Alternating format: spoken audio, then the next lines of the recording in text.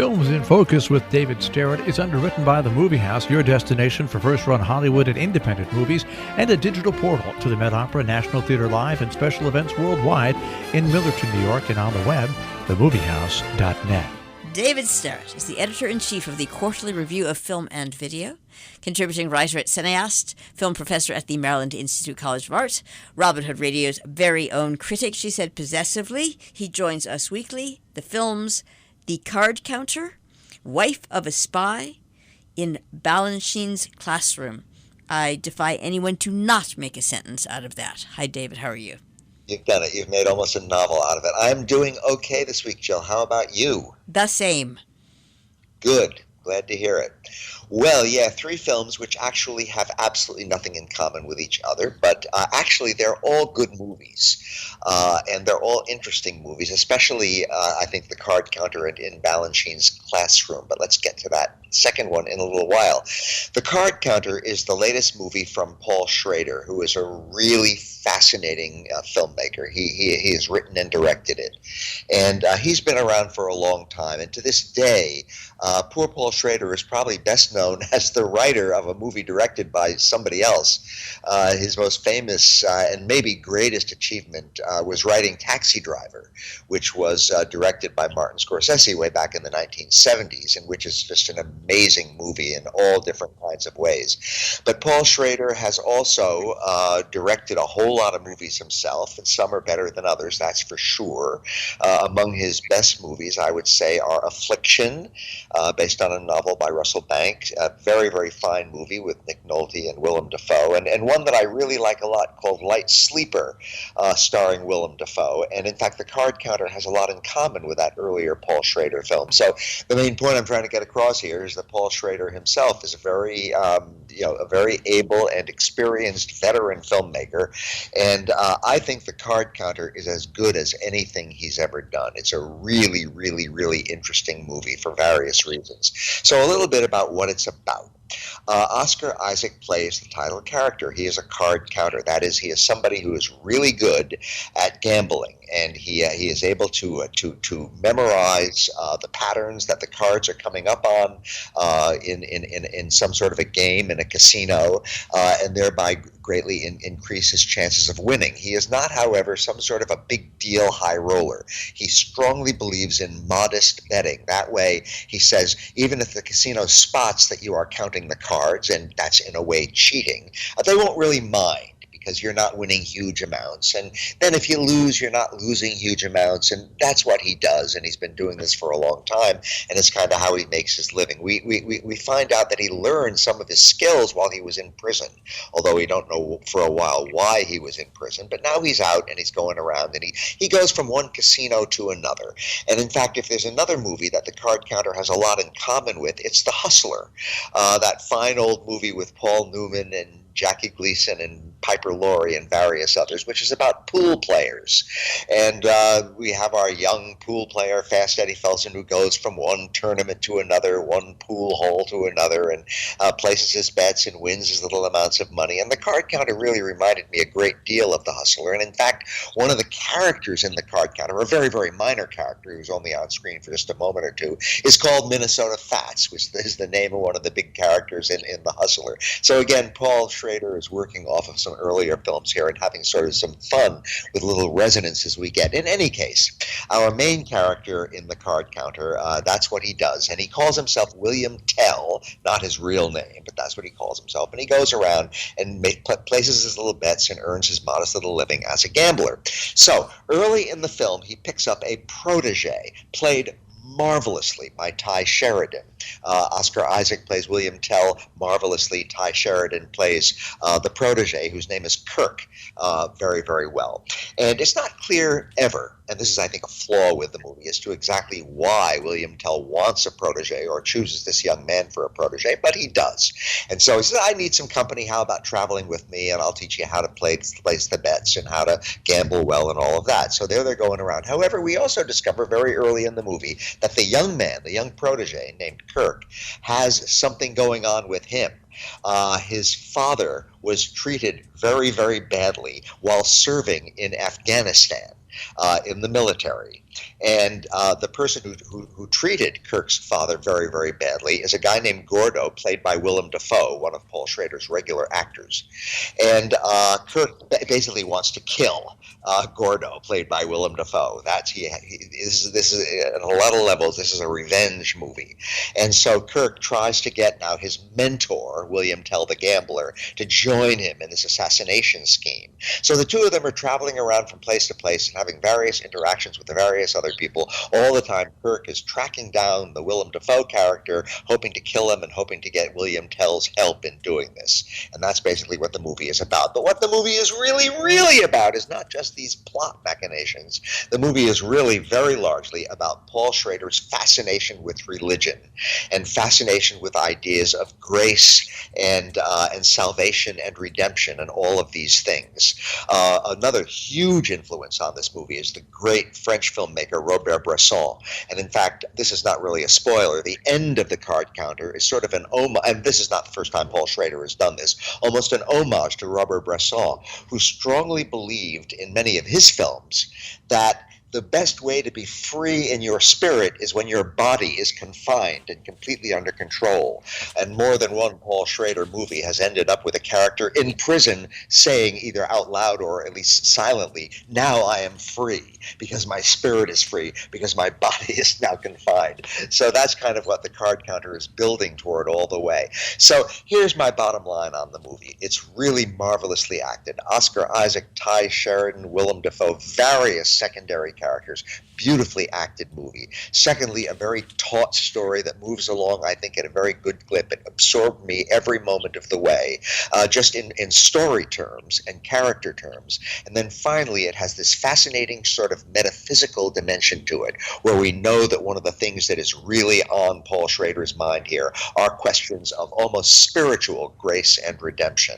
And in fact, our main character, the card counter himself, has tattooed on his back the words, "I trust my life to providence, I trust my soul to grace." So here we have a movie that moves from the violence of the horrors of the Abu Ghraib prison and Afghanistan and all of this sort of nastiness, and the world of gambling, which is kind of sordid, all of that counterpointed with this real fascinating spiritual obsession that Paul Schrader always has. And I just found it a fascinating movie on many, many levels, and I totally recommend it. The Card Counter is one of the best movies I've seen in quite a while, certainly one of the best movies so far this year. Our second movie, as promised, is completely different, Wife of a Spy. This is a Japanese movie by Kiyoshi Kurosawa. Kiyoshi Kurosawa is best known for J-horror movies. He's made a whole lot of movies that fall into that category of Japanese horror. And Japan has a very long and illustrious tradition of horror films. And Kiyoshi Kurosawa, not to be confused with the older filmmaker Akira Kurosawa, who is very different. Kiyoshi Kurosawa has really made a very big name for himself in the area of J-horror and horror movies just generally. But he doesn't always make horror movies, and he's been kind of moving away from that in recent years. And Wife of a Spy is, as the story suggests, as the title suggests, it is basically an espionage thriller. But it's not a very thrilling thriller. It moves along at a fairly leisurely pace, and it doesn't really work very hard at building spine-tingling or edge-of-your-seat suspense. But it's a very well-done movie, and it's a very interesting movie. And I'm not even going to try to synopsize the plot, because like most espionage thrillers, the plot gets pretty complicated. But one of the main characters, I guess one of the two main characters, is a business executive. And by the way, this is all in the World War II era. The movie starts in the early 1940s, and so as Japan is building up its military might, and as the war is starting to really heat up. So it's a World War II thriller, but it's not a war movie at all. So we have this business executive, and he, at the very beginning of the movie, his American partner has been arrested for some sort of espionage thing that may or may not be actually true, but his partner's been arrested. So that is one of our main characters. And he seems to be involved in what might be this espionage, but it's not really clear. Well, the name of this movie is Wife of a Spy, and yes, he has has a wife, and she is an actor, and some of the movie involves her acting, and especially these sort of amateur films that the husband makes with the wife. And she gets sort of caught up in the periphery of her husband's activities, which may or may not involve this real espionage. And all of this is a little bit mysterious, and we have to sort of figure out what's going on, and the tone of it changes from time to time. And there are certainly secondary characters in this who are also engaged, or maybe not engaged, or maybe very much engaged in espionage and spying and so forth.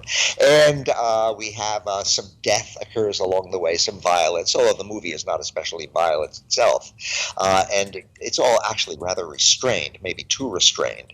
And again, it's very complicated, and I won't try to sum up the story. So I found Wife of a Spy very engaging and very interesting to watch. Again, you have to sort of adjust to its fairly gradual pace, but the story becomes more complicated as it goes along. The characters are interesting. It has some sort of a film within a film stuff involving the filmmaking that goes on within the movie that we're watching, even though it's mainly a spy story. And again, it's not a great movie, but it's a good movie, a very involving movie, and I think it's Kiyoshi Kurosawa's best movie that I've seen in quite a while. So if you're interested in spy movies, if you're interested in modern Japanese movies, then by all means check out Wife of the Spy. And even if you just like a good movie with a good story, quietly told.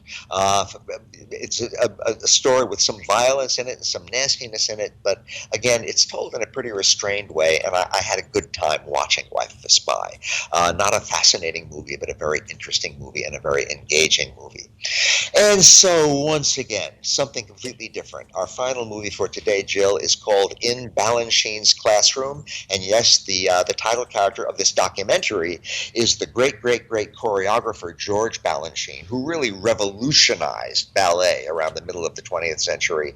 He was a founder of the New York City Ballet, and just a legendary figure. And this movie is a deep dive into Balanchine's ideas, into his actual practice, and as the title suggests, In Balanchine's Classroom, about his teaching, because he truly felt that one of the most important things that any choreographer can do and must do is to pass along what he or she has learned over the years to a younger generation so that the art of ballet can continue.